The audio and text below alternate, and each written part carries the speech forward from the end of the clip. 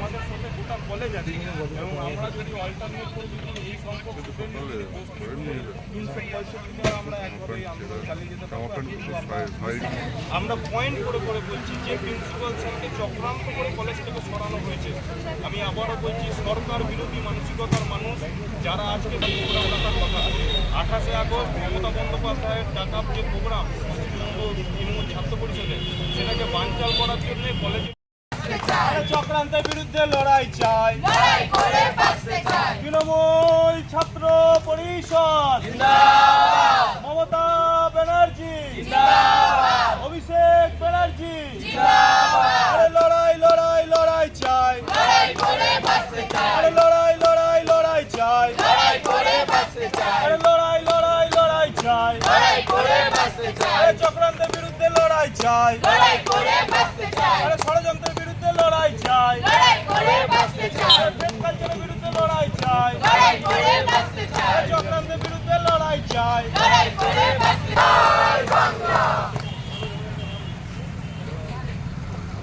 কলেজের যিনি প্রিন্সিপাল আছেন তিনি কিন্তু প্রতিনিয়ত ছাত্রছাত্রীদের পাশে থাকছে এবং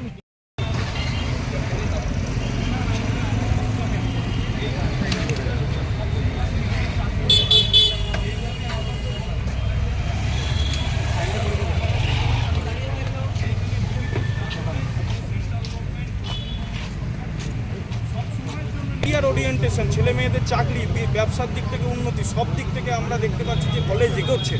ওনাকে বারবার ওনার নামে অভিযোগ, এইখানকার যে ইনফ্রাস্ট্রাকচারের একটা স্ট্রাকচার আছে সুস্থভাবে চলছে, এগিয়ে যাচ্ছে, ভারতবর্ষের বুকেও এগোচ্ছে, পশ্চিমবঙ্গের বুকেও এগোচ্ছে, সেটাকে ভেঙে ফেলার যে চক্রান্ত তার বিরুদ্ধে আমরা লড়ছি এবং সরকার আমি আর একটা জিনিস জানাচ্ছি যে এই কলেজে প্রিন্সিপালের আন্ডারে অনেকজন ছাত্রছাত্রী আছে যারা কিন্তু না তাই এই সমস্ত কিছুকে এক জায়গায় করেই আমাদের আজকের এই স্ট্রাইক এবং আমরা শান্তিপূর্ণভাবে এইভাবে এটাকে চালিয়ে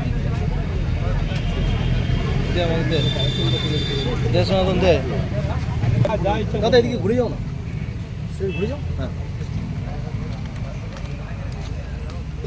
বসেছেন কেন? এই কিসের বিক্ষোভে কেন বসছেন? আজকে আমরা এখানে যে কারণের জন্য স্ট্রাইকে বসেছি, আমরা যারা দীর্ঘদিন ধরে ক্লাস নিচ্ছেন না,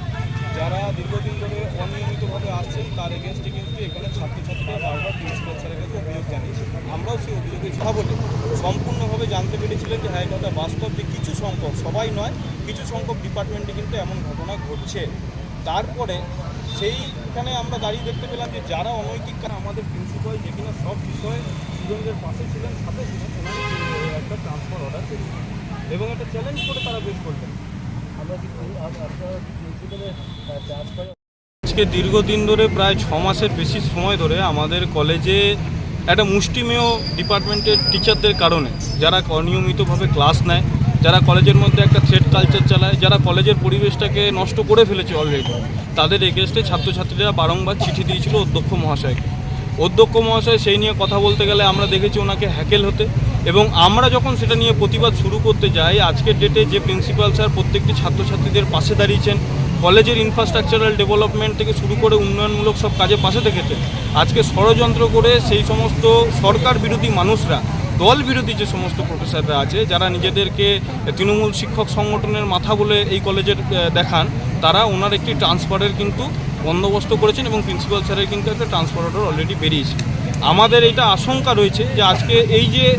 যারা সরকার বিরোধী মানসিকতার মানুষ, দল বিরোধী মানসিকতার মানুষ, তারা যদি আজকের দিনে থেকেও এই ধরনের সরকারকে ক্ষতি করার একটা চক্রান্ত চালিয়ে পড়ে তারা যদি সফল হয়ে যায়, তাহলে আগামী দিনে কিন্তু ছাত্রছাত্রীদের ভবিষ্যৎ বা সরকারের জন্য কিন্তু এটি খুব ক্ষতিকর দিকে এগোচ্ছে। তাই আজকে আমরা রাস্তায় নেমেছি যে তাদের এই যে চক্রান্ত, যারা নিজেদেরকে এখন তরমুজ বানিয়ে ফেলেছে, তাদের এই চক্রান্তগুলোকে মানুষের সামনে আনতে এবং সরকারের কাছে করজোরে প্রার্থনা করার জন্যে যে ট্রান্সফার অর্ডার বেরিয়েছে সেটা নিয়ে একবার পুনর্বিবেচনা করা হোক এবং এই কলেজে এই প্রিন্সিপাল স্যার থাকাকালীন যে সমস্ত ডেভেলপমেন্ট হয়েছে, আমরা ভারতবর্ষের 4টে কলেজের মধ্যে একটা হতে পেরেছি, আমরা কন্যাশ্রীতে দ্বিতীয় হতে পেরেছি,